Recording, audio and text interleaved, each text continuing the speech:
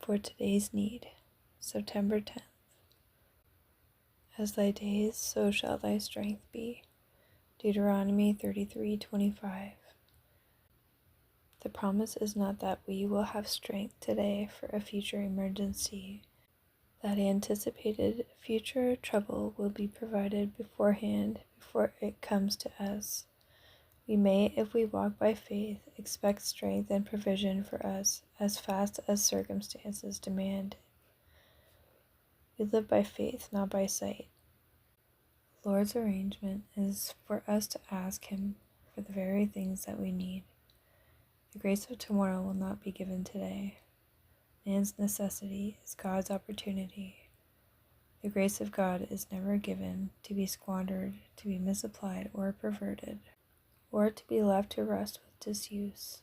While you are bearing daily responsibilities in the love and fear of God, as obedient children walking in all humanity of mind, strength and wisdom from God will be given to meet every trying circumstance. We are to keep close the source of our strength day by day, and when the enemy comes in like a flood, the Spirit of the Lord lifts up a standard for us against the enemy. The promise of God is sure that strength shall be proportioned to our day. We may be confident for the future only in the strength that is given for the present necessities. Do not borrow anxiety for the future. It is today that we are in need.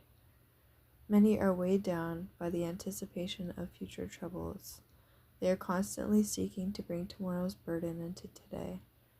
Thus, a large share of their trials are imaginary. For these, Jesus had made no provision. He promises grace only for the day. He bids us not to burden ourselves with the cares and troubles of tomorrow. The Lord requires us to perform the duties of today and to endure its trials. We are today to watch that we offend not in the word or deed. We must today praise and honor God. By the exercise of living faith, today we are to conquer the enemy. We must today seek God and be determined that we will not rest satisfied without His presence. We should watch, work, and pray as though this were the last day that were granted us. How intensely earnest, then, would our life be? How closely would we follow Jesus in all our words and deeds?